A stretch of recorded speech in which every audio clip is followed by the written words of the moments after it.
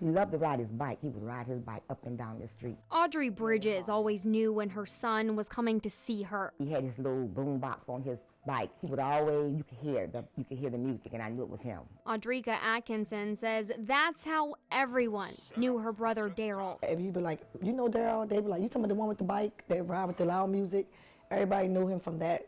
He was just a loving person. He was very silly. Happy birthday, jigga jigga, happy birthday, I love you. Made everyone laugh, made jokes. Shut up, brought your car.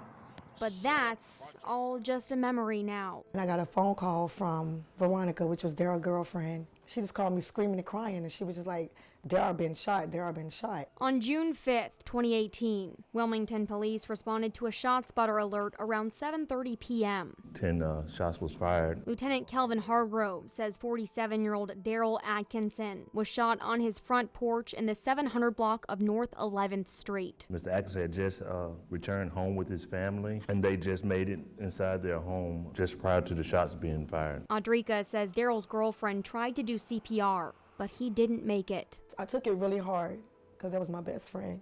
We were very, very, very close. Police are still looking for a suspect, but Audrika says the family has their own theory because of something that happened a few months before. Someone robbed him, took his phone, took his glasses, took his music box. Then Bridges says a few days before the shooting happened, Daryl got on the Facebook. I seen one of the dudes who robbed me. She says Daryl made a comment about the person who robbed him on Facebook. I heard it. He said, you robbed me, and now you're dead because you robbed somebody else and they killed you. Then I heard it was a retaliation about the guy, friends. He had nothing to do with the other boy's murder. Audrika says after her brother's death, someone posted something alarming on her Facebook page. And they said, they took my brother, so now we took yours. And then I guess she deleted it right after, I don't know. And she says that's not all. On his Facebook page, they'll go on there and put laughing emojis, or they'll say stuff like, that's what he get. It said all type of evil, hurtful things. And this happened an hour after he was killed. That's why it made me feel like they had something to do with it. No one has been charged, and Wilmington police say they don't know much about the suspect or if it was gang-related. We believe that the perpetrators were on foot. When they left, they possibly left in an unknown vehicle. Lieutenant Hargrove says the sun was still out when the shooting happened. So someone had seen something. And we need anyone with any information, whether it's small or how small it is. It doesn't matter, but we need information to help get closer for this family. A family who will never get to hear Daryl riding down the street again. And still to this day, I don't believe it. A family waiting for answers. These guys are walking around here smiling and laughing because they got away with a murder. And you didn't get away with the murder because God got to deal with you. That's right. God sits up high and look down low, and he and you know. Justice for the 10 gunshots. The murder that remains unsolved. On September 7th, 2016, the owner of the old Brunswick store in Boiling Spring Lakes got a notification that an alarm was going off at his store. He can remotely view surveillance footage from his house. The owner, Andre Quinn, pulled up the cameras to check on it. I didn't see anybody inside the store, so he just dismissed it. Little did he know, a very strategic break-in was taking place inside the walls of the store. Sergeant Kevin Smith with the Boiling Spring Lakes Police Department says it all started the day before. About 7:40 in the morning, he parks, goes directly to the back of the business. You can see him working on the lock. The store owner says the suspect wound up prying open the back door next to his shop, and that's ultimately how he got in. The shop next door was vacant at the time. He actually pulls the door and shuts it very lightly where he's able to come back and just open the door. He says the man came back at midnight.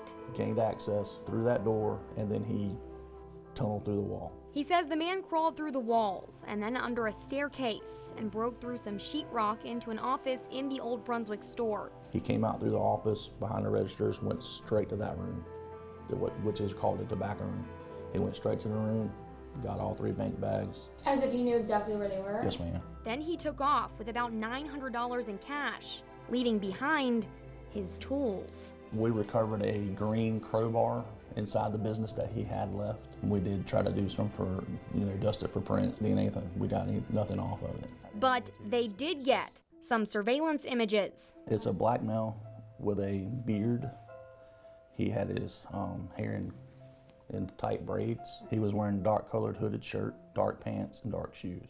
And he was operating a white Ford F-150 van. Police need your help identifying the man or his truck. And when he's found, what kind of charges does he face for this kind of crime? Felony breaking and entering 2 times, because you have 2 different locations. He will be charged with property damage. He would be charged with felony larceny. Consequences for a very strategic, targeted crime that remains unsolved. Man been shot. He's laying right here. I work for Duke Energy. A day that started with a strong storm in Wallace The lights were out because it had been storming all day. turned into a storm of chaos for the Wallace Police Department and a nightmare for Rosetta Lamb on October 4th, 2015. I was in the bed asleep, and my son got a phone call after 11 p.m. Lamb says earlier that night her nephew Michael Lamb had gone to the Fast Lane convenience store on NC 41 and saw a Duke Energy employee working on the power line. Standing on the back of his truck, working on the power line right here. And Michael had parked his girlfriend's car right over there. And Michael was just standing up here, just carrying on the general conversation with him. That was the last conversation Michael ever had. A man down been shot. Come now. Where is he at? On the ground in front of me. Detective Eric Short with Wallace Police says Michael was shot around 10:30 p.m. Witnesses say that an unknown black male approached our victim and basically stated that the suspect fired 2 shots. The Duke Energy employee seeked cover, so he was unable to see anything. Rosetta says she drove to the scene as soon as she heard. It was also raining that Sunday night, I'll never forget it. And to see the puddle of blood on the ground where my nephew was laying, dying, and there's nothing you can do but ask why. She says Michael was well known in the community. Michael was fun, very charming, outgoing, a people person.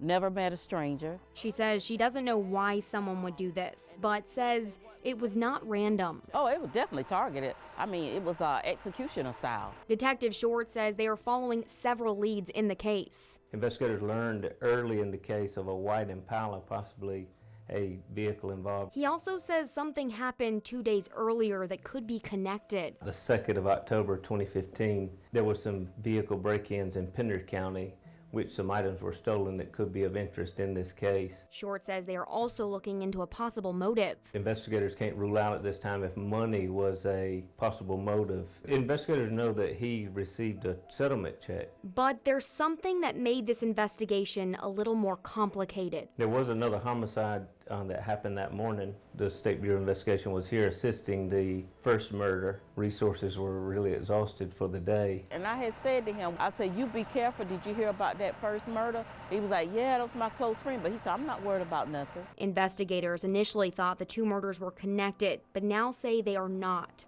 Now, almost 4 years have passed, and his family just wants answers, especially for Michael's daughters. How do you explain to a child that you're never going to see your father again? But she hopes one day they all get to see justice. For the way it was so brutal. They meant to take life.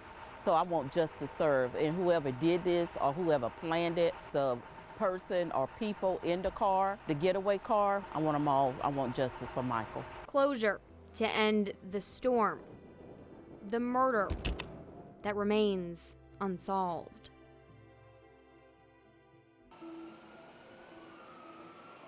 My daughter came. She woke me up and she said, Mama, Ruben,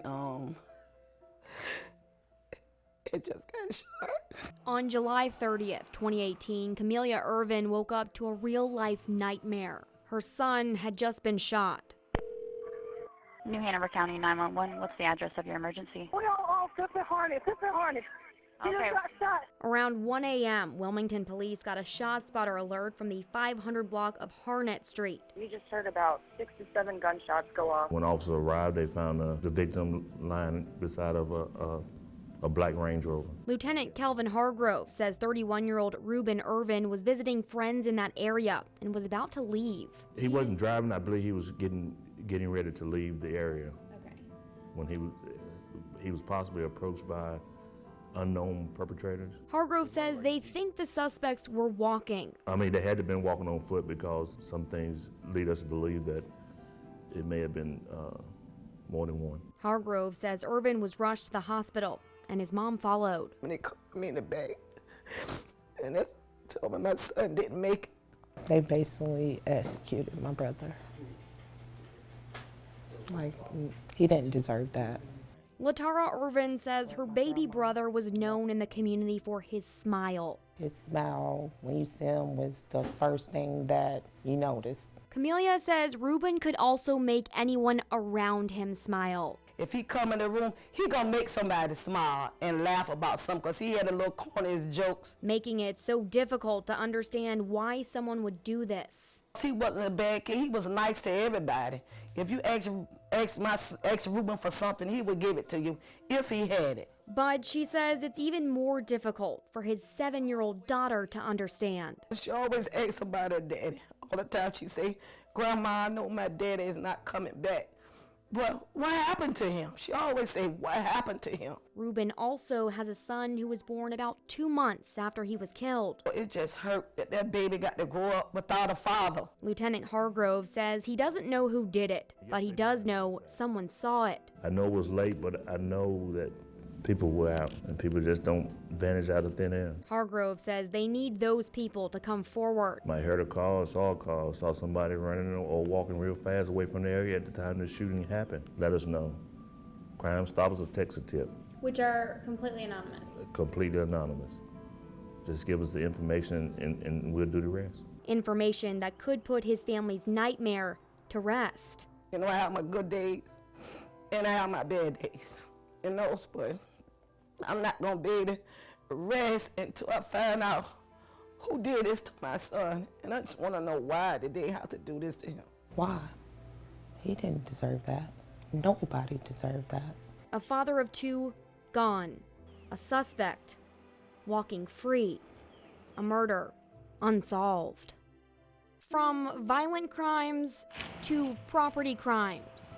Investigator Ron Guyton with the Whiteville Police Department says crime in the town is on the rise. Our overall crime situation in Whiteville and pretty much everywhere else, I believe, is driven by the opioid crisis. Most of my property crime, I believe, is directly attributed to the users who are desperately trying to, fill their habit. And the violent crime? It's driven by the dealers who are equally addicted to the easy money. Guyton says there is one property crime that's been happening over and over for a few months. I have a couple of suspects on some video that have been hitting coin-operated machines. Vending machines. Guyton says this guy is not putting coins into the machine.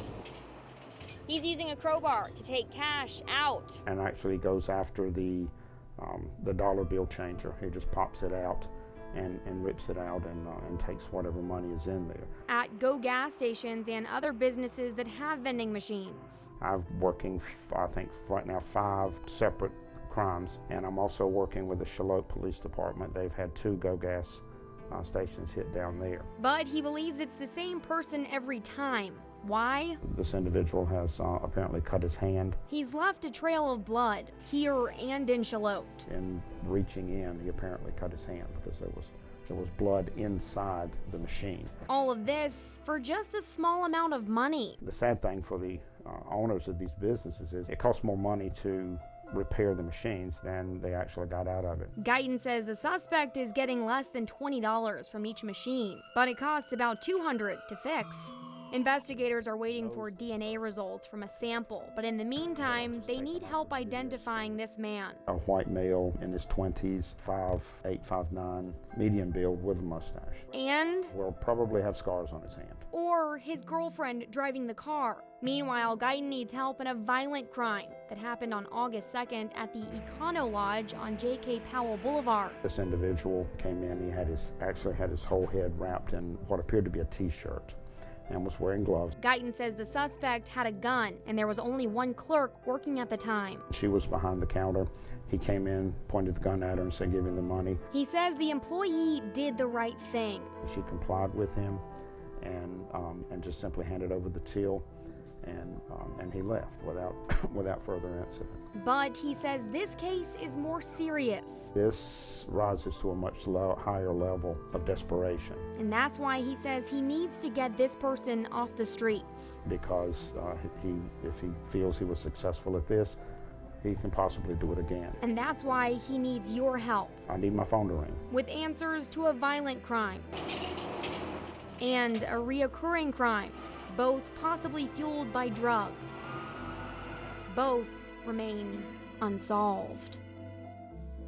She was very petite. She was only about 4 feet 8 inches tall. Julia Rodriguez didn't stand very tall, but she was known to stand her ground. She was described as somebody who would not take disrespect from anybody without letting them know. She kind of stood up for herself and her daughter. Mary Doncourt, a civilian investigative specialist with the Brunswick County Sheriff's Office, says in 1995, Rodriguez lived in a trailer park on Old Mill Road near Navassa with a 12-year-old she took in at a young age. She'd been in Brunswick County for about, 6 years, 7 years. Doncourt says on October 28, 1995, Rodriguez and the 12-year-old were at home. She told the 12-year-old that she was going to the store, would be back shortly. To the food line at Leland to get lettuce and tomatoes.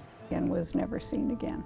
As the Brunswick County Sheriff's Office began an extensive search looking for Rodriguez, the New Hanover County Sheriff's Office got a phone call. On November 3rd, 1995, Julia's vehicle was found burned in a wooded area in the Castle Hayne area off Blue Clay Road. Detective Nicholas Lee with the New Hanover County Sheriff's Office says a hunter found Julia's green 1980 Datsun hatchback. About where that pine tree that's fallen over? The vehicle was burned extensively. There were no remains found in the vehicle. Lee says Julia's disappearance turned into a murder investigation. Throughout the course of the investigation, there have been several people of interest identified. Suspects were developed early on, but no arrests have ever been made. Lee says something happened before Rodriguez disappeared. Somebody, we don't know who, appeared to have it out for Julia. He says her car was vandalized several times within a year of her disappearance. Her tires were slashed.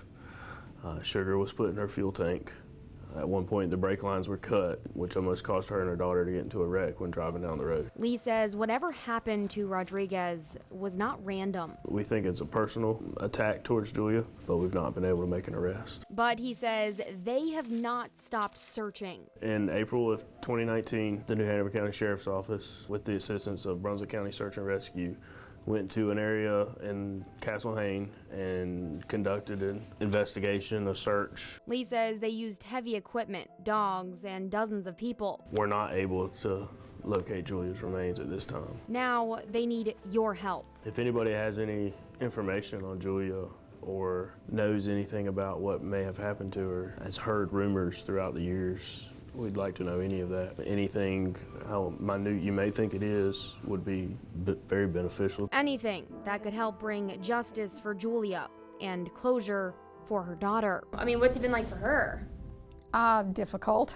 She was only a child. She has children of her own now, so she said she understands what being a mom is far more than she did when she was 12 years old. That's why detectives from both agencies will continue standing up for the mother who can no longer stand her ground. This was the mother of a young girl, and we fight for the victim, so we want to find Julia and bring a resolution to this case. A resolution to the disappearance and possible murder of Julia Rodriguez.